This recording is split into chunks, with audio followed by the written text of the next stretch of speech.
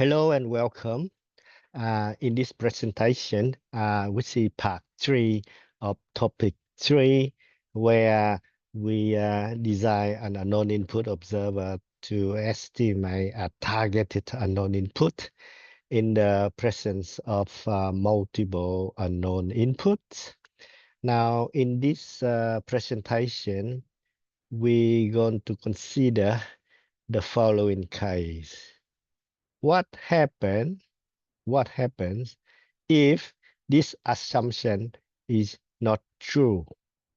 Now, just to recap, in our previous discussion, we showed that we can express the unknown input, the one that we want to estimate, in terms of its most simplified form, where it contains the first derivative of the output measurement y1 of t. y1 of t is our preferred output measurement that we want to take its derivative, first derivative. And so if that's the case, and we need to impose the following requirement. In other words, we need to make the first row of this DR matrix to be 0. Now, what happens if it's not 0? So what does it mean? It means that when it is not 0, the disturbance, d1 of t, is not completely decoupled from the rest of the unknown input. Because when we look at the expression for the unknown input, we will have this extra term in there. Because dr1 is no longer 0, there will be a few unknown inputs from the vector dr of t. And so that means that what we like to refer output measurement is no longer a viable option. So we can't use it. We can use it. Okay, so what to do? Now, there are alternatives. The simplest structure we're going to discuss it first is that we're going to look at the output measurement vector, and we're going to pick an output measurement, and let's call it yi of t. Now, if it exists such that, now, if the following conditions are true, in other words, the output measurement yi of t, it's output matrix Ci, and when it's multiplied by di, we see the unknown input associated with unknown input d1 of t. In other words, if its matching condition holds, alpha I is a non-zero scalar. And then the rest of the unknown input is basically not reachable from this output measurement. All right, so what that means is if our preferred output measurement is no longer a viable option because of this condition is no longer hold true, it's no longer 0, then an alternative way in which we can do and which still ensure that only one output differentiator is used is to search or look for the remaining output measurements in such a way that this condition holds. Now, if it's true, that means we can pick that output measurement. And when we do it, then what we can do is we rearrange the output vector, and we put this output measurement yi of t on top, just like in our previous matrix decomposition technique. All right, and the rest of the output measurements, which basically p minus 1 measurements, we put it down here. And one way to do it, which I explained in here, is we switch the positions of those stack variables, xi of t and x1 of t. So we're going to put xi of t on top in the first order from the vector, from a new vector, the stack vector, by a symbol called the coordinate stack transformation. That coordinate stack transformation will be shown later on in an example. It's a very easy. We just pick the positions, and then we can obtain that coordinate stack transformation. Now, when we do that, then the D matrix can then be rearranged. Okay, we can rearrange the D matrix based on this symbol coordinate stack transformation. In other words, we switch the positions of xi and x1 of t, and that will achieve this kind of structure here. And with this new structure in the D matrix, we can see clearly that this will be a zero row matrix. So that would mean that we can follow the rest of the decomposition in our previous discussions. We will be able to obtain an expression for the unknown input d1 of t. And it is now in terms of the first derivative of the output measurement yi of t. So in this situation, even though our preferred measurement y1 of t is not selected, we can still pick the other output measurement yi of t, and we can still use only one output differentiator. and then this unknown input, as we can see, is also contains a linear function of the stack vector, which is this reduced order system with unknown input. Okay. And then so the rest of the design can then be systematically followed. So we're going to design an asymptotic observer to asymptotically estimate this linear function as time goes to infinity. And then if we can achieve that, then we obtain the estimation of the unknown input in terms of only one output differentiator and a linear functional observer. Okay, so what we want to remark here is it's all okay, no problem, as long as there exists an output measurement yi(t) such that this condition is true. Then we can still do the decomposition. We no longer have y1 of t as our preferred measurement, but we're going to have yi of t. So that means that we need to take the first derivative of the output measurement yi of t. Again, only one first derivative of one output measurement is used. So in other words, again, we have the minimum number of output differentiator. And again, the desired functional observer is of low order, which is what we discussed before. And we also don't need to have the observer matching condition actually hold true for this reduced order system with unknown input.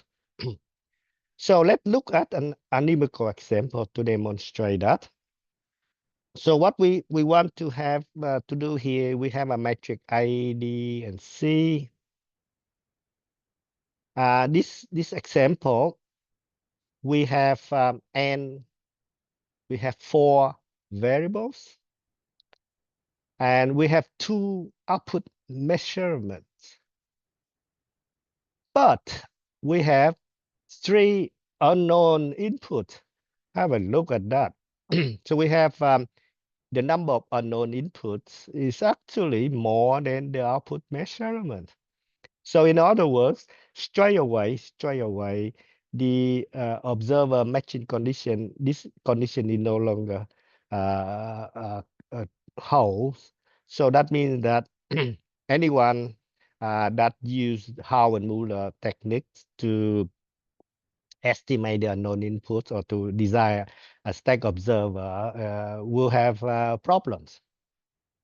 All right, so let us consider the problem of estimating one of the unknown inputs, in which case we estimate D1 here.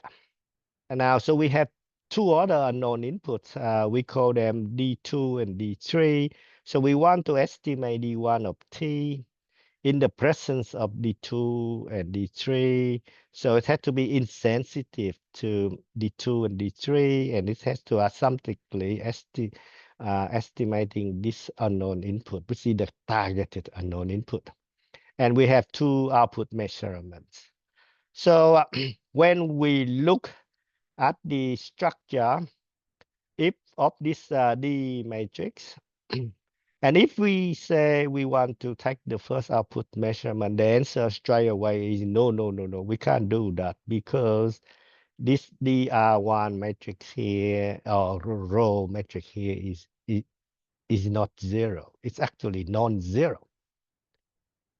So we look at the other row, like say when take CD, and we highlighted in bold font here, just to tell that, look, we need to pick the output measurement number 2. Now, so that means that when we take C2, we multiply by this thing here, it gives us 1 non-zero, and we take C2 and we multiply by the rest of this thing, it's actually 0. So that means that to obtain the decomposition for D1, which is completely decoupled from D2, we should pick the output measurement Y2 of T. Now, if that's the case, what we can do, we say no problem. We rearrange the stack vector. And so what we do here, we switch the positions of x2 and x1. So we're going to put x2 first and x1 below it, which is the arrangement of the new vector. And to achieve that kind of switching, this is the coordinate stack transformation. And by the way, the inverse of this matrix is the same as this cell, okay? So if we use this coordinate stack transformation, and we apply that into our original system, we should be able to get a new stack by model where we look at the matrix D, and the output measurement is measurement Y2, second measurement. And it's actually give us this desired structure. DR1 is 0. All right, so if we we go ahead with the decomposition, and it can be easily done, which we already went through in our previous presentations. We obtain the metric E, and the new D1 is it is basically this column here, and we also obtain the rest of the submatrices, and this metric DR2 is basically the one in here. Okay, so that DR2, this is DR1.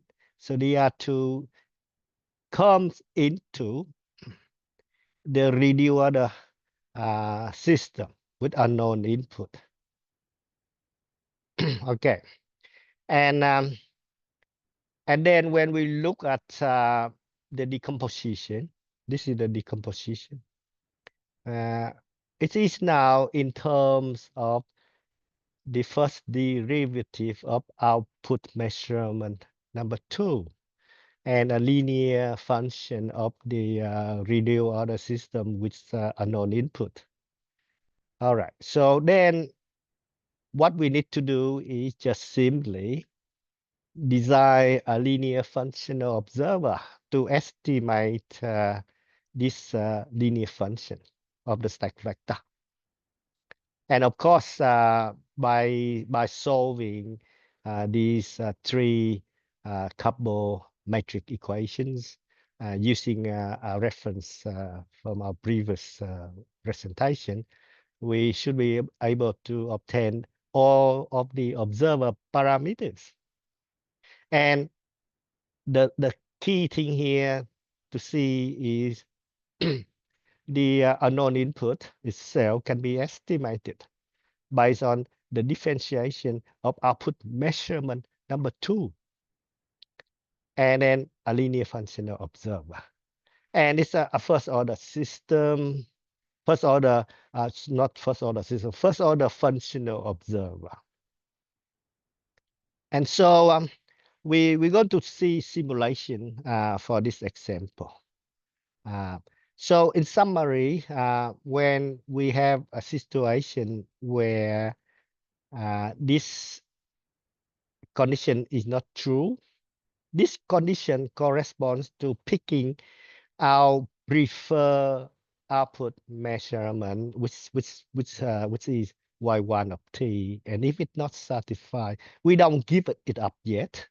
So we're going to search for the other output measurements in such a way that if these conditions true, then we can rearrange. We can pick the output measurement yi, and u is the first derivative, and we can switch the position, and we can do a symbol coordinate transformation, and then we can obtain the decoupling just using our previous procedure, and then we obtain a reduced order system with a known input, and then we design a disturbance decoupled functional observer for it.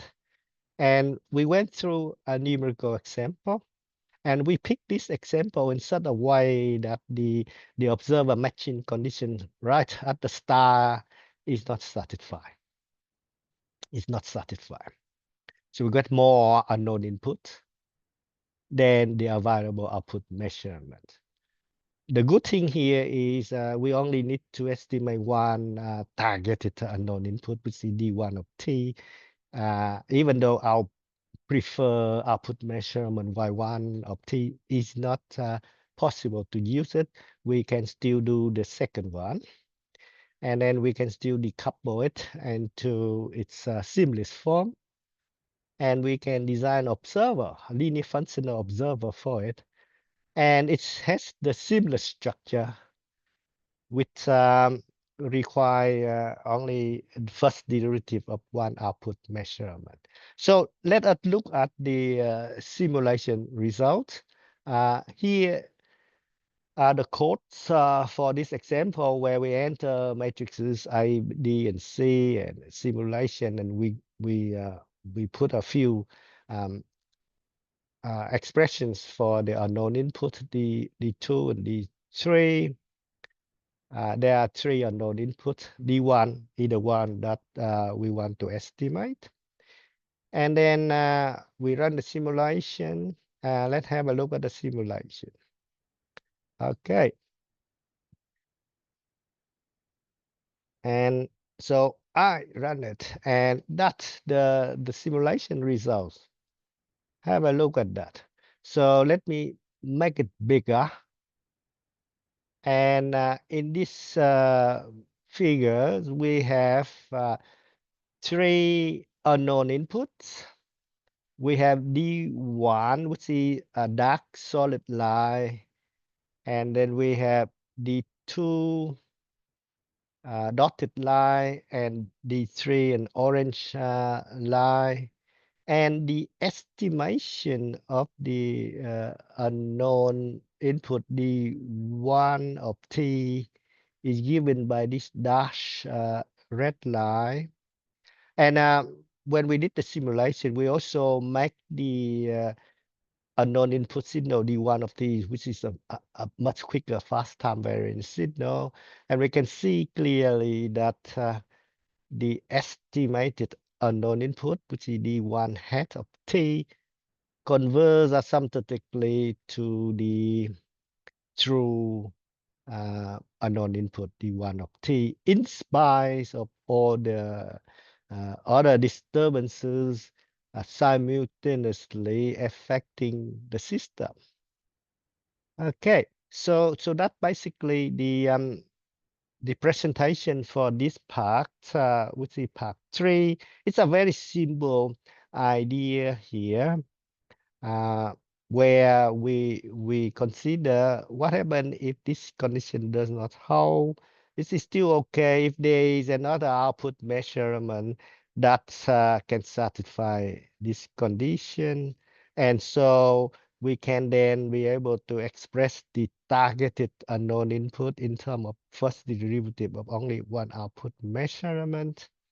And the rest of the design can actually be followed. The thing about this example is to show that we have a situation where the observer matching condition does not hold. We can still asymptotically estimate this unknown input D1 of T in the presence of the other unknown inputs. And we only need to use first derivative of the output measurement Y2 of T. All right, that's all good. And this is based on our reference in chapter 3, section 3.23. Now, so thank you for watching.